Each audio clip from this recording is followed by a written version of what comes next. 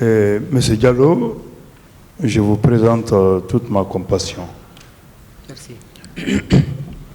Monsieur Diallo, on vous a posé des questions de l'autre côté sur la responsabilité du président Dadis. Moi, je vais vous poser une question. Est-ce que vous avez suivi, après les événements du 28 septembre, vous avez suivi les réactions dans les médias du président Dadis? Ça est même sur YouTube. Il y a certaines réactions qu'on peut retrouver sur YouTube. Non, parce que après, moi, je suis parti au village, je n'avais pas la connexion. Non. D'accord. Monsieur Diallo, il y a une réaction de monsieur le président Dadis sur YouTube. On dit ivresque du pouvoir. Dans les médias, avec les médias étrangers, il cherche à justifier le massacre du 28 septembre par l'entêtement des politiciens qu'il qualifie de véreux, des politiciens véreux qui ne veulent pas respecter la République. Est-ce que cela ne justifie pas que le président Dadis était au courant de ce qui s'est passé au stade? De tels propos le culpabilisent en ce moment. Ce que moi je vous dis, là où je suis, j'ai même la preuve. Okay. Lorsque le président Dadis déclare dans les médias étrangers que ce qui s'est passé au stade, ce sont les leaders politiques qui l'ont cherché, qui sont à l'origine. Est-ce que cela ne justifie pas sa responsabilité? Si, si. Lorsqu'il dit clairement que ce qui s'est passé au stade, c'est un affrontement qui a eu lieu entre les manifestants et les soutiens du CNDD. Il l'a dit clairement, hein? Moi j'ai les éléments ici. Est-ce que cela ne justifie pas qu'il est responsable de ce qui est arrivé au stade? Si, c'est loin d'être ce qu'il a dit là. Ça, c'est l'armée contre la population. Ça garde d'ailleurs. Et vous avez dit ici que vous avez été transporté au camp Alpha Diallo, et précisément au QG. Oui. Parce que vous connaissez bien le QG, vous avez décrit ici. Oui.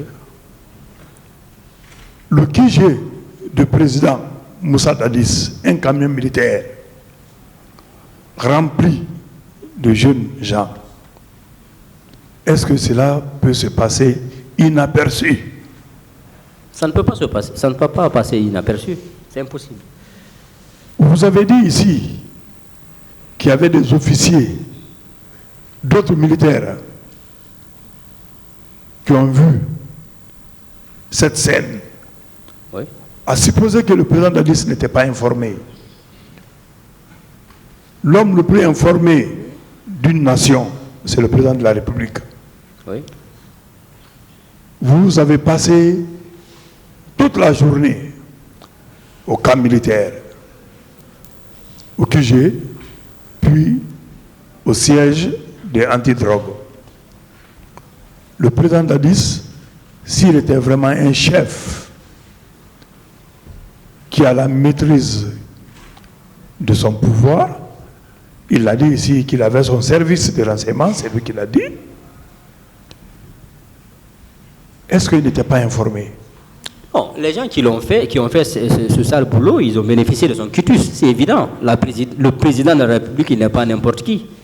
Merci. C'est l'homme le plus informé du pays. Et l'avant-veille des événements du 28 septembre, le président Dadis était à l'Abbé. Il a modifié le calendrier de son séjour à l'Abbé et il a annulé son programme de Mamou pour rentrer précipitamment sur Conakry. Est-ce que cela ne justifie pas que son service de renseignement lui a donné toutes les informations de ce qui s'est passé? Si, c'est possible. Je vous remercie, Monsieur le Président, et je redis, M. Diallo, toute ma compassion.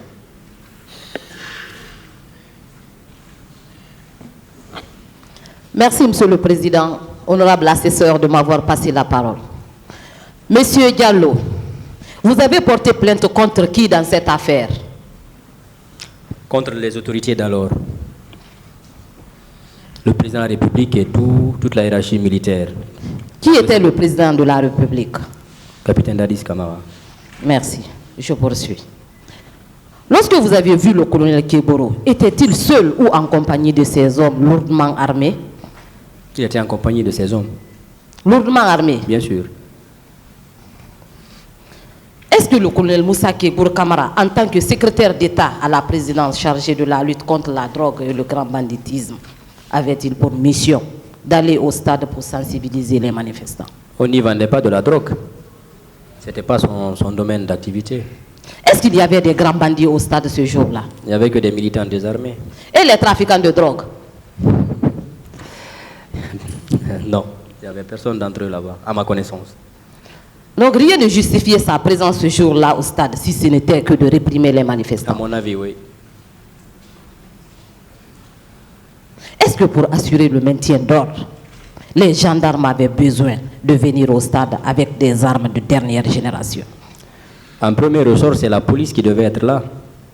Au cas où ceux-ci n'allaient pas pouvoir canaliser, la gendarmerie allait revenir à la rescousse. Est-ce que vous aviez constaté ce jour-là la présence des éléments de la garde présidentielle au stade? Vu que je ne peux pas différencier qui est membre de la garde ou pas, j'ai vu des bérets rouges en tout cas. D'accord. Est-ce que le colonel Keboro n'avait pas reçu d'instructions pour perpétrer ces massacres? Ça a tout l'air. Il était le premier à être là-bas. Très tôt le matin, il était là-bas. Moi, je l'ai trouvé là-bas alors que je suis arrivé à 8h moins. D'accord. Dans le procès verbal d'interrogatoire du colonel Keboro, il est dit ceci. Qu'est-ce qui vous a motivé à être sur les lieux en tant que secrétaire d'État? Je suis souvent animé à me mettre auprès de mes hommes pour les motiver et les encourager. Est-ce que cette déclaration ne vient pas conforter la vôtre à cette barre? Si. Est-ce que ces hommes avaient été encouragés et motivés dans le sens de commettre ces atrocités? En tout cas, il ne les a pas empêchés. Qui n'empêche pas encourage, conséquemment. D'accord. Nous allons poursuivre maintenant avec le colonel Pivi. Est-ce que vous êtes la première personne à cette barre à parler de ce monsieur? Non. À ma connaissance, non. Le commandant Toumba Diakité, dans son procès verbal, il est dit ceci. Au niveau de Bellevue, j'ai croisé le colonel Pivi avec un impressionnant contingent qui se rendait en direction du stade. Est-ce que cette déclaration ne vient pas également conforter la vôtre? Ça ne m'étonne pas. Moi, j'ai déjà été informé le soir par des officiers supérieurs de la gendarmerie, là où j'étais. Ils savaient ce qu'ils faisaient dans la ville. Ce n'est pas moi qui l'ai dit, c'est eux qui me l'ont dit. S'ils ne me le disaient pas, moi, je n'allais pas le savoir. Est-ce que vous savez que le domicile de l'AGC Loudalen Diallo avait été pillé par le colonel Pivi et ses hommes? C'est le lendemain, je l'ai su parce qu'au camp, je n'avais pas un canal d'information. C'est le lendemain, j'ai appris qu'ils ont saccagé les domiciles des 2 leaders, des 3 leaders, autant pour moi. D'accord. Monsieur Diallo, ma dernière question. Comment vous avez vécu cette situation? Horrifié, déboussolé et inquiet pour ma nation. Parce que je ne pensais pas que de telles choses pouvaient se passer entre Guinéens. Je me demande jusqu'à présent qu'est-ce qui a été le catalyseur de ça. Parce qu'un humain ne peut pas regarder en face son prochain pour lui faire ce qui a été fait au champ ce jour-là. Ça, personne ne peut dire. C'est-à-dire que même ici, ceux qui sont en train de défiler à la barre ici ne peuvent pas tout raconter. Ça, je vous le dis clairement. Tu racontes ce que tu as pu retenir. Il y a ces faits que tu ne pourras jamais retenir. Et ce qui s'est passé au stade ce jour-là, c'est indescriptible. Seuls ceux qui l'ont fait, même eux, ils ne peuvent pas tout dire. C'est de l'animosité. Ça, je vous le dis clairement, c'est de l'animosité.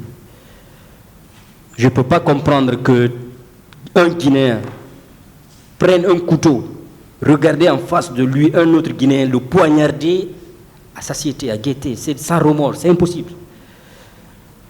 Et de surcroît, ceux qui sont censés défendre les gens, l'armée. Qu'est-ce que vous sollicitez de ce tribunal? Une réparation, la justice pour les morts, une réparation pour ceux qui sont décédés et la condamnation de ceux qui ont été les auteurs de ces exactions, à jamais, pour que l'histoire soit vraiment clean dans ce pays. Je vous remercie. Merci. Du courage.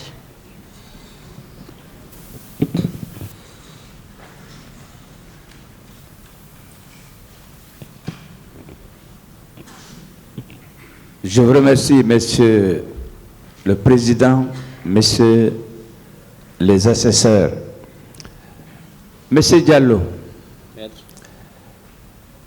est-ce que vous savez que ce procès est suivi au-delà des frontières de la Guinée? Oui, maître, je le sais.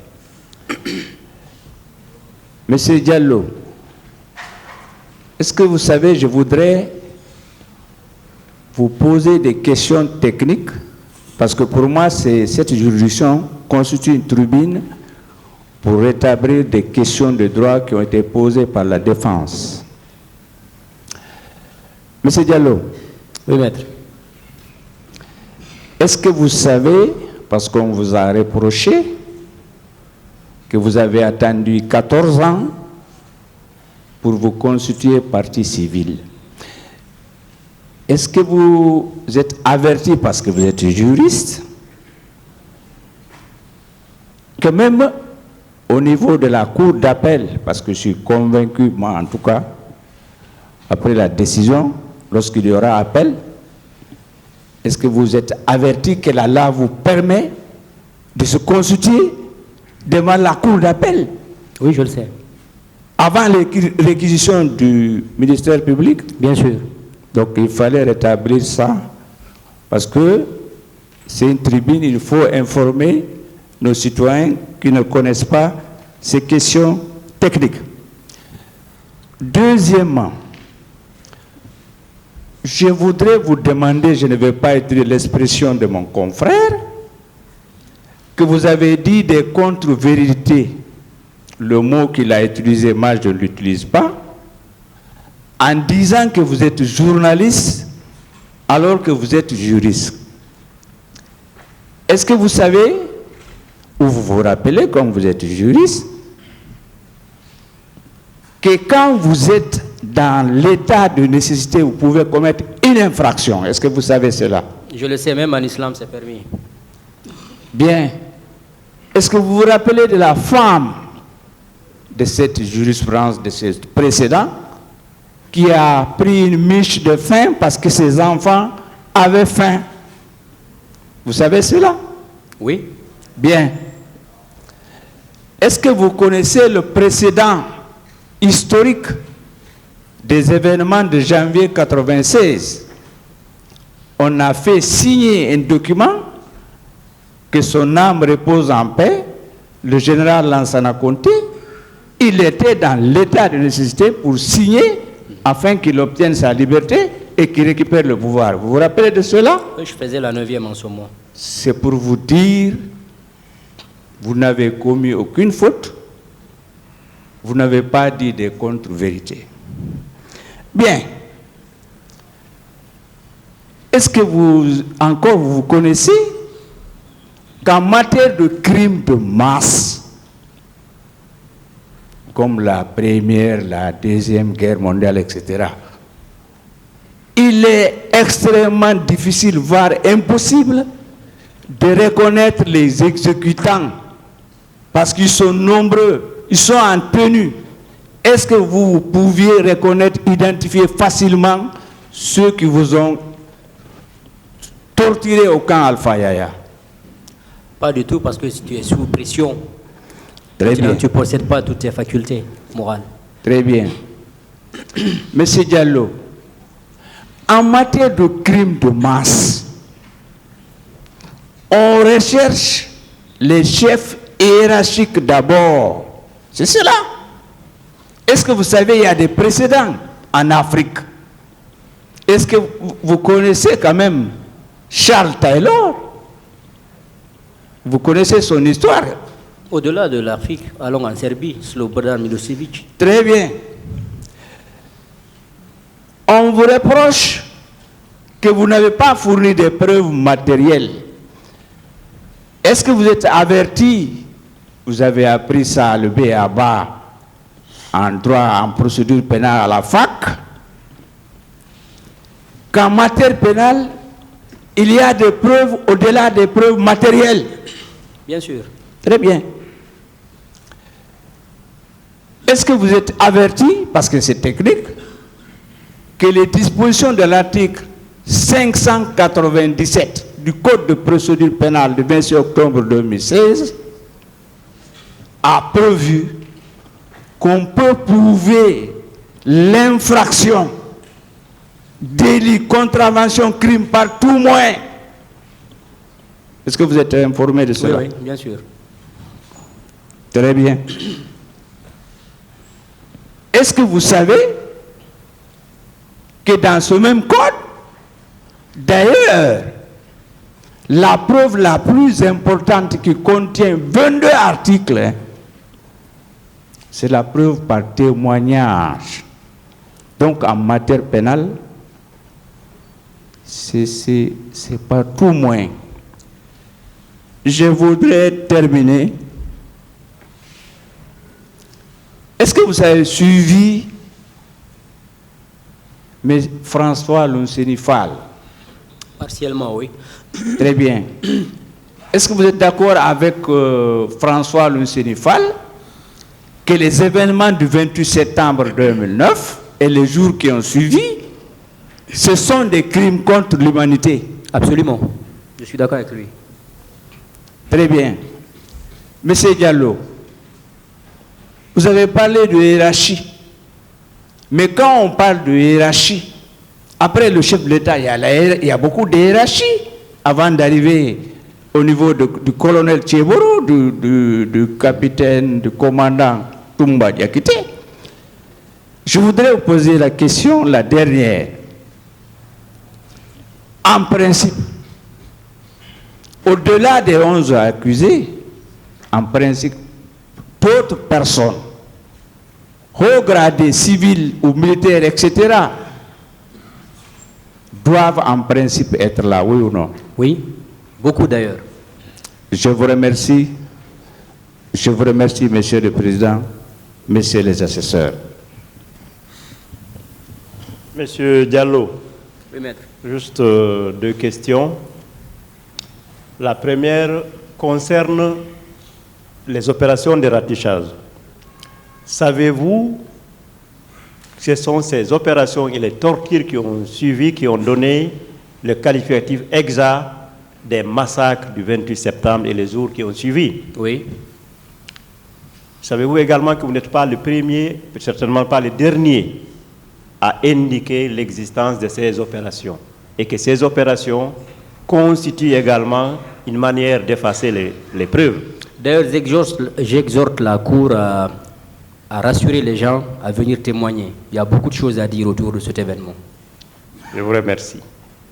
Monsieur Diallo, pour revenir sur une question de mon confrère, là où vous avez été témoin de pogrom,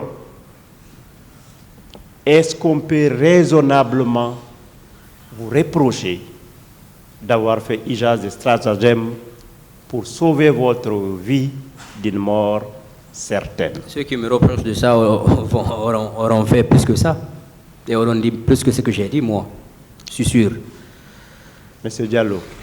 Face à la mort, on passe par tous les moyens pour échapper. Comme normal. Ça, c'est évident. Monsieur Diallo, 13 ans après les faits, aujourd'hui, vous êtes devant le tribunal de votre pays. Quel est votre sentiment d'avoir pu livrer cette part de vérité? Je suis très heureux d'avoir pu assister à l'ouverture et au déroulement de ce procès. Et je prie Dieu qu'il continue jusqu'au bout et que les responsabilités soient situées, que les victimes vivantes soient vraiment remises à leur place, que justice soit rendue et que les coupables soient condamnés à la hauteur de leur forfaiture. Je me reste plus qu'à vous présenter toute ma compassion et remercier Monsieur le Président et les assesseurs.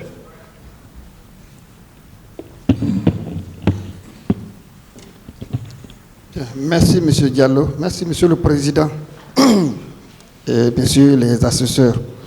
Monsieur Diallo, j'ai juste 2 questions à vous poser.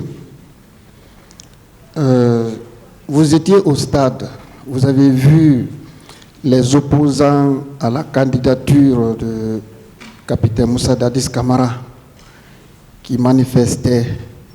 Qu'est-ce qui détenait en main face à ces agressions? Des pancartes où on pouvait lire pas de candidature pour Dadis, abat la candidature de Dadis. Bien. Selon vous, que pouvait justifier cette barbarie, ces atrocités, et vous venez de qualifier ces actes d'animosité? Qu'est-ce qui pouvait justifier cela? La folie du pouvoir et la haine de son prochain. Je vous remercie, Monsieur Diallo. Merci, Monsieur le Président. Monsieur Diallo, Oui, maître. je vais vous poser 3 ou 4 questions. Vous avez parlé de torture au camp Alpha Yaya. Oui. Vous avez dit qu'on déshabillait les gens. Oui. Est-ce qu'après avoir déshabillé les gens, on les séparait ou bien on les mettait toujours ensemble? Ensemble. D'accord. Est-ce que les gens qui ont été blessés, ils bénéficiaient des soins? À ma connaissance, non. Jusqu'à ce que j'ai quitté, non. D'accord. À partir de votre arrestation jusqu'au camp, est-ce que vous avez constaté que des femmes et des enfants étaient aussi victimes de tortures ou des exactions? À Hamdallah et à Bambeto, là où on a embarqué les jeunes, les 2 adolescents. D'accord. Est-ce que vous n'avez pas été surpris par le fait que les accusés, du moins certains accusés, et leurs conseils minimisent et essayent de justifier les crimes qui ont été commis? Parce qu'ils n'ont pas été victimes, ou leurs proches n'ont pas été victimes. Sinon, ce qui s'est passé là-bas, si tu as été victime ou bien ton proche, tu ne pourras pas nier les faits. Vous avez dit que vous avez été...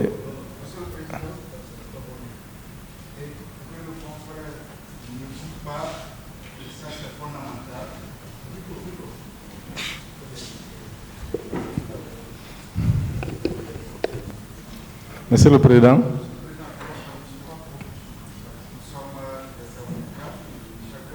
un rôle à jouer devant ce tribunal. Que le confrère ne dise pas que les conseils des accusés sont en train de minimiser tel. Nous ne sommes pas partis à cette procédure parce que ces propos peuvent nous atteindre directement et en dehors d'ici. Alors que le confrère retire cela, nous sommes là pour défendre, nous jouons uniquement notre partition. Je vous remercie. Monsieur le Président, permettez... Monsieur le Président,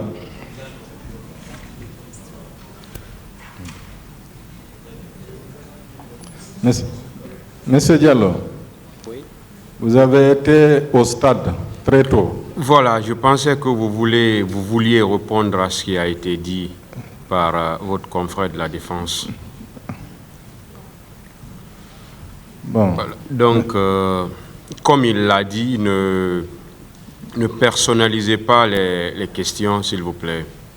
D'accord, Monsieur le Président. Je rappelle que tout de suite dans la salle, il y a un des confrères de la Défense qui a posé une question en disant qu'il n'a vu que 6 corps. À notre avis, c'est inadmissible. Même un corps, on ne devrait pas voir, Monsieur le Président. Sachez poser la question, s'il vous plaît. Ce n'est pas un débat. Bon, Sachez poser la question. Monsieur Voilà. Diallo. Il a dit qu'il a vu que 6 corps. Vous, Oui. Même un corps, on ne devrait pas voir. Cherchez, s'il vous plaît, cherchez à démontrer que même si c'est un corps de plus. Cherchez à le démontrer C'est ce sans que nous avons personnaliser dans vos dit. J'ai questions. posé la question, est-ce que M. Diallo n'est pas surpris par cette question? Parce que même un corps, il ne devrait pas voir. Monsieur le Président. Je suis estomaqué. Très bien. Monsieur Diallo, vous avez été au stade très tôt le matin. Oui. Est-ce que vous avez été à l'intérieur du stade? Oui, bien sûr. À votre arrivée, est-ce que le stade était ouvert? Oui, il était ouvert. Vous avez constaté la présence de quel corps à l'intérieur? Des gendarmes, des bérets rouges? Aux alentours, d'abord, avant que je n'accède à l'intérieur du stade, il y avait la gendarmerie, il y avait la police. Maintenant, quand on est rentré,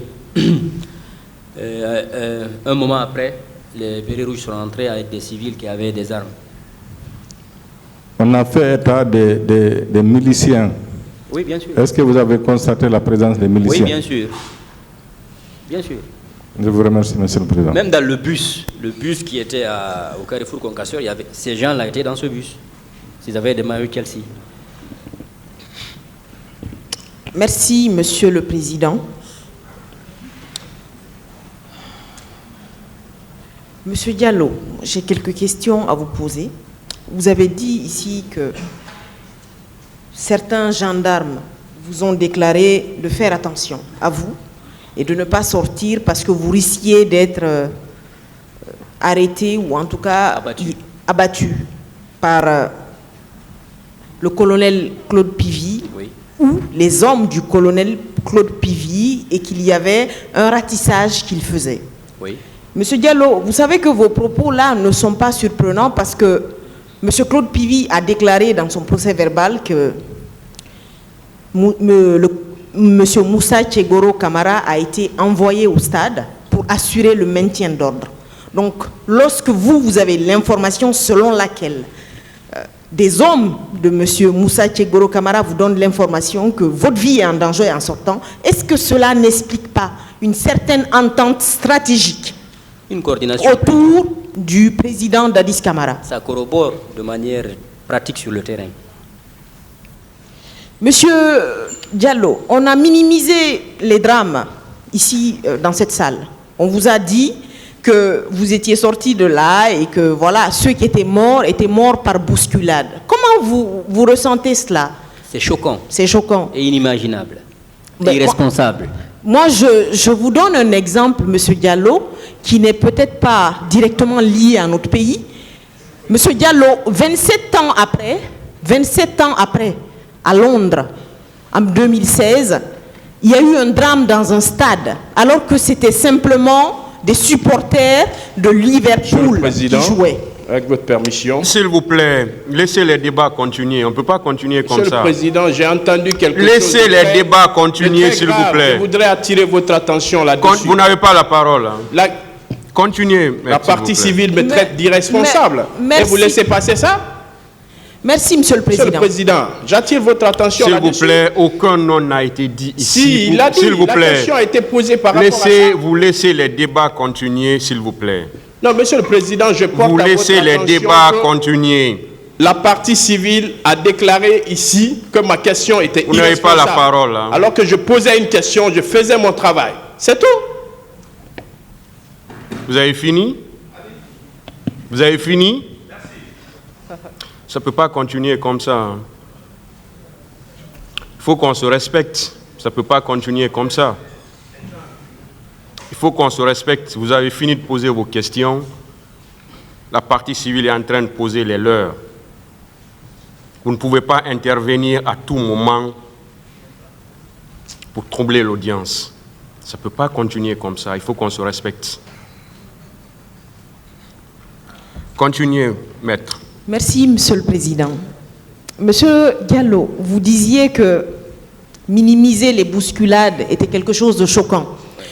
J'ai juste envie, Monsieur Diallo, de vous donner un exemple que 27 ans après, en 2016 à Londres, pour des drames qui ont eu lieu dans un stade, en 1989, une commission et un jury ont déclaré que la police de Londres était responsable de la mort de 96 personnes.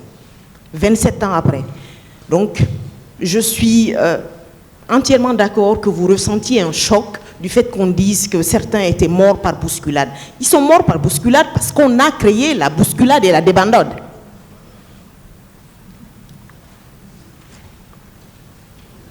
Monsieur Diallo, on a comparé ici le fait que vous avez dit que vous êtes journaliste à des contre-vérités. Qu'est-ce que cela vous procure comme sentiment?